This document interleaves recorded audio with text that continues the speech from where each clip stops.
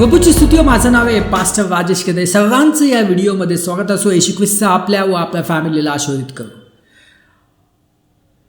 प्रियानो, आज आपण बघतो की पुष्कळ जण जे आहेत ते आजाराने ग्रासलेले आहेत. आज पुष्कळ लोक जे आहेत ते डिप्रेशनचे शिकार झालेले आहेत आणि हे सगळ्या वया गटामध्ये येतं. पुष्कळ लोक डिप्रेशनचे शिकार झालेले आहेत.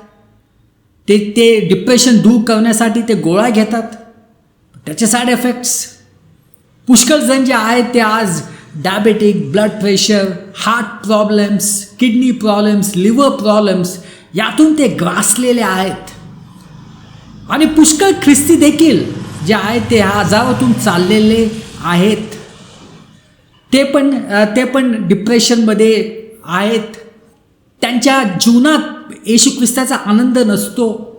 त्यांच्या हृदयामध्ये येशू ख्रिस्ताची शांती नसते. अशा जीवनातून ते जात आहेत. पण ते का जात आहेत? मी जगाचं समजू शकतो का ते जात आहेत, पण ख्रिस्ती लोक देखील अशाच परिस्थितीतून चाललेले आहेत. का अशा परिस्थितीतून ते जात आहेत? का ते नेहमी चिंतेमध्ये असतात? का ते आनंदी नसतात? का ते दुःखी असतात?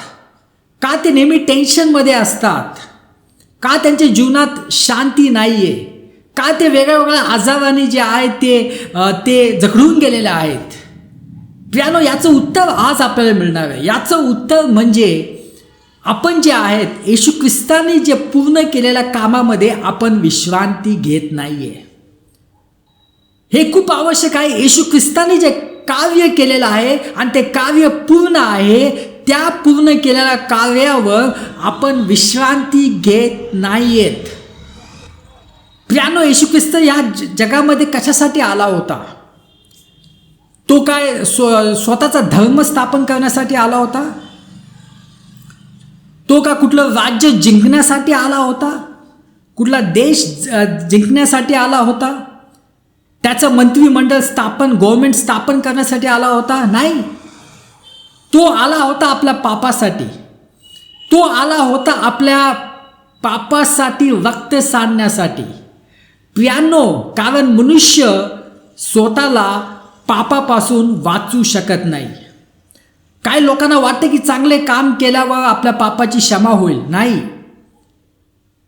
कुठलाही व्यक्ती जो आहे तो आपल्या पापाची जी क्षमा जी आहेत स्वतःच्या कार्याने ती पापाची क्षमा होऊ शकत नाही आहे आणि तो पापातून बाहेरच येऊ शकत नाही आहे.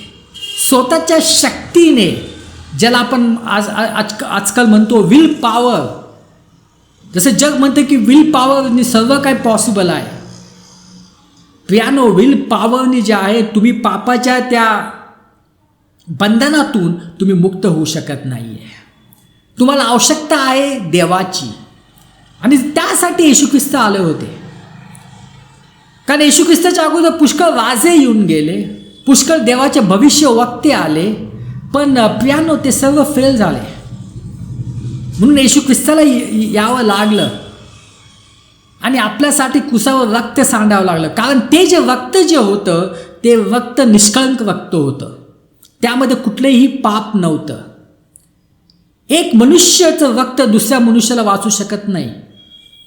एक मनुष्याचं रक्त दुसऱ्या माणसाचे पाप क्षमा होऊ शकत नाही, कारण त्याच्यामध्ये पाप असतं. पण हे येशू ख्रिस्ताचं रक्त हे देवाचं रक्त होतं. ते त्याने कुसावर सांडलं आणि त्यामुळं सर्वांच्या पापाची क्षमा झाली.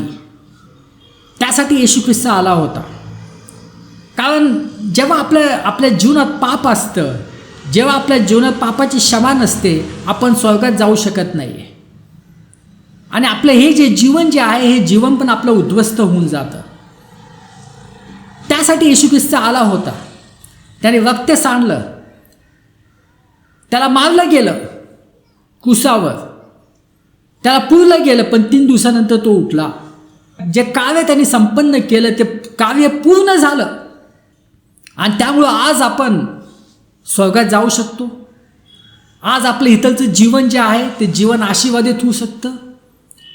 सर्व शापापासून मुक्त, सर्व आजारापासून मुक्ती, सर्व दुःखापासून मुक्ती, सर्व स्ट्रेसपासून मुक्ती, टेन्शनपासून मुक्ती. हे कोणामुळं झालं? येशू ख्रिस्तानी जे कार्य केलेलं आहे क्रूसावर त्यामुळं.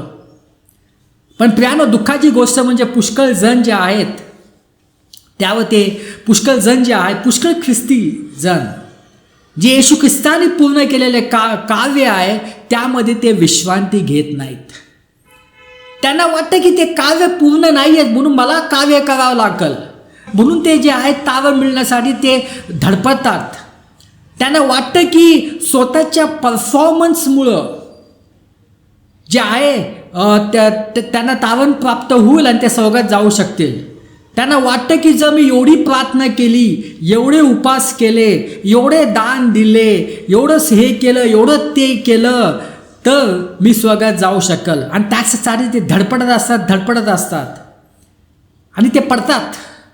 कारण प्रियांनो, स्वतःच्या परफॉर्मन्सवर तुम्ही कधीही देवाचे आशीर्वाद घेऊ शकत नाही. स्वतःचे परफॉर्मन्सवर तुम्हाला कधीही देवाची जे आरोग्य आहे, जी हिलिंग आहे ती तुम्हाला मिळणार नाही आहे.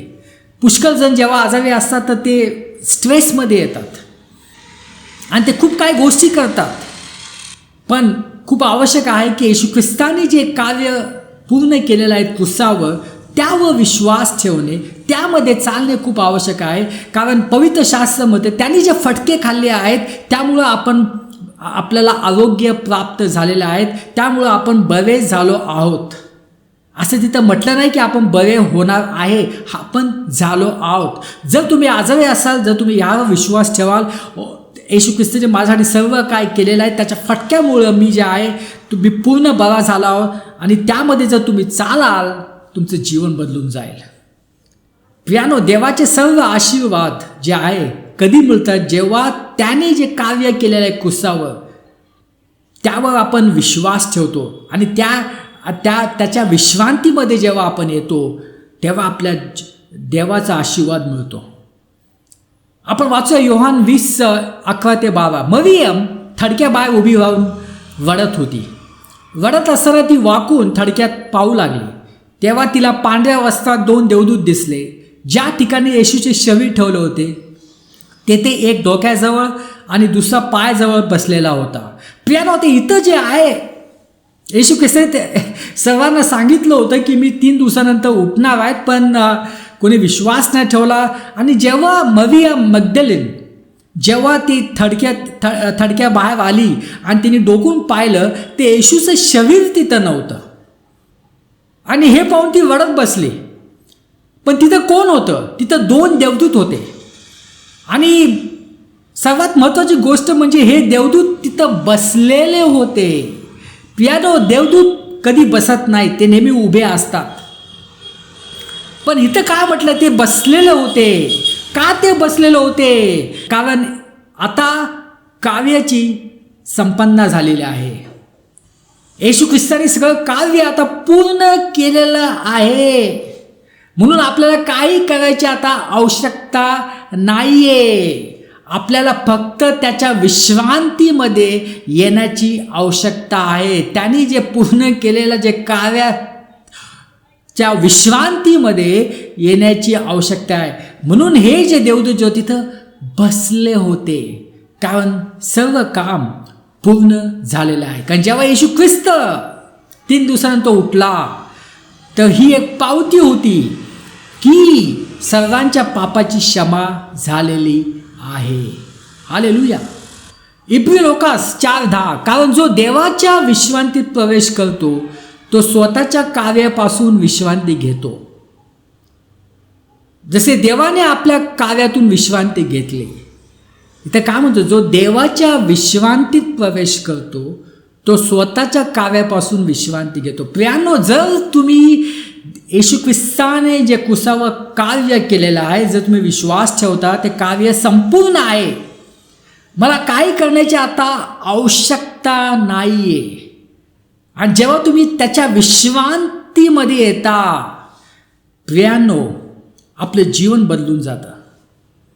पण पुष्कळ जण जे आहेत ख्रिस्ती लोक ते देवाच्या विश्रांतीमध्ये येत नाहीत, कारण त्यांना वाटतं की ते काव्य पूर्ण झालेलं नाही आहे. मला काव्य करावं लागेल आणि मी जे कार्य करेल त्याच्यामुळं मला स्वर्गात स्थान मिळेल, अशा विचारामध्ये ते असतात. म्हणून ते खूप धडपड करतात. त्यांना वाटतं की मला एवढी प्रार्थना केली पाहिजे, मला एवढं बायबल वाचलं पाहिजे, मला एवढं हे केलं पाहिजे, मला एवढं ते केलं पाहिजे, आणि त्यामुळं ते स्ट्रेस असतात. त्यांना वाटतं की त्यांच्या परफॉर्मन्समुळं जे आहे त्यांना स्वर्गात जागा मिळेल. पण ते देवाच्या विश्रांतीमध्ये येत नाही. आणि जेव्हा आपण देवाच्या विश्रांतीमध्ये येत नाही तर हे जे स्ट्रेस आपल्या जीवनामध्ये येतं, टेन्शन आपल्या जीवनामध्ये येतं, आणि त्यामुळं जे आहेत ते पुष्कळ जे आहेत ते आजार होतात. स्पिरिच्युअल आजार आणि फिजिकल आजार. स्पिरिच्युअल आजारामध्ये काय होतं, पुष्कळ ख्रिस्ती लोक जे आहेत ते दुःखी होऊन जातात, कारण ते स्वतःच्या परफॉर्मन्सवर ते डिपेंड असतात. आणि म्हणून त्यांना वाटतं की सर्व आज्ञा पालन केल्यावरच माझ्या जीवनात जे आहे, माझ्या जीवनात आरोग्य प्राप्त होईल, मला धनसंपत्ती मिळेल, मी स्वर्गात जाऊ शकेल, माझं जीवन आशीर्वादित होईल. त्यामुळे ते धडपडतात आणि ते पडतात आणि निराश होतात, आणि एक दिवस ते देवाला सोडून जातात. पुष्कळ लोक जे आहेत ते ह्या गोष्टीचा स्ट्रेस घेतात आणि त्यामुळे जे आहे देवाच्या विश्रांतीमध्ये येत नाही. त्यामुळं त्यांना जे आहेत वेगळे जे आजार जे आहेत, डायबेटिक, ब्लड प्रेशर आणि अजून वेगळे विकार ते होतात. कारण प्रियांनो, ह्या सर्व जे डिझीज आहेत त्याचं जे स्तोत्र आहे ते स्तोत्र म्हणजे स्ट्रेस, टेन्शन. आता डायबेटिक, आता ब्लड प्रेशर जे आहे ते काय 10 दिवसात निर्माण होत नाही आहे. 6 महिन्या अगोदर जे तुम्ही स्ट्रेस घेतला असेल, 1 वर्षा अगोदरचे स्ट्रेस, तिथून त्याची सुरुवात झालेली आहे. आपण देवाच्या विश्रांतीमध्ये येत नाही आहे, आणि म्हणून आपण नेहमी आपण अँशियस असतो, कारण आपण आपल्या परफॉर्मन्सवर आपण डिपेंड करतो. हालेलुया. इब्री लोकास 4:1 इथं काय म्हटलंय, म्हणून आपण त्या विश्रांतीच्या प्रवेश करण्यासाठी प्रयत्न करूया. इथं काय म्हटलंय, त्या विश्रांती प्रवेश करण्यासाठी आपण प्रयत्न करूया. प्रियांनो, हे खूप आवश्यक आहे. आपल्याला फक्त एकच काम करायचं आहे, त्या देवाच्या विश्रांतीमध्ये आपल्याला प्रवेश करायचा आहे. पण हेच आपण करत नाहीत, कारण आपल्याला वाटतं की आपल्या चांगल्या कार्यामुळं आपण देवाला खुश करू शकतो, आपल्याला सगळं ब्लेसिंग मिळतील, आपल्याला हे मिळेल ते मिळेल. पण इथं काय म्हटलंय, म्हणून आपण त्या विश्रांतीत प्रवेश करण्यासाठी प्रयत्न करूया. म्हणजे एकच गोष्ट आपल्याला करायची की त्याने जे कार्य केलं आहे क्रूसावर, त्या कार्याच्या विश्रांतीमध्ये आपल्याला चालायचं आहे. कार्य जे आहे संपूर्ण पूर्ण झालेलं आहे. तुम्हाला काय करायची आवश्यकता नाही, फक्त त्याच्या विश्रांतीमध्ये आपल्याला जायचं आहे. पण तेच होत नाही. आपल्याला वाटतं की आपल्याला पण कार्य करणं आवश्यक आहे, आणि आपण धडपडतो. आता विश्रांती म्हणजे काय? विश्रांती म्हणजे असं नाही आहे की दिवसभर जे आहे ते पडून राहणे. तुम्ही म्हणाल, पास्टर मी तर दिवसभर पडून राहतो पण माझ्या जीवनात बदल होत नाहीत, त्याला विश्रांती म्हणत नाही आहे. विश्रांती म्हणजे आध्यात्मिक अवस्था. ही केवळ शारीरिक आरामाची किंवा काम थांबण्याची गोष्ट नाही आहे, तर देवाच्या उपस्थित मिळणारी खोल आध्यात्मिक शांती, आनंद आणि सुरक्षितता आहे.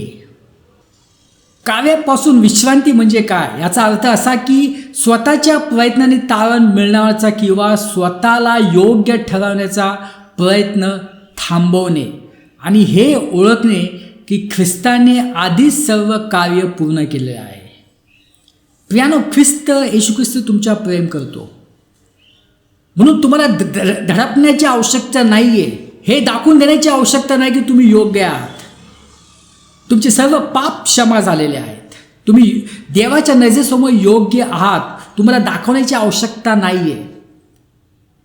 तुम्हाला तारण मिळण्यासाठी तुम्हाला परिश्रम करण्याची आवश्यकता नाही, कारण त्यांनी सर्व काय केलेले क्रूसावर.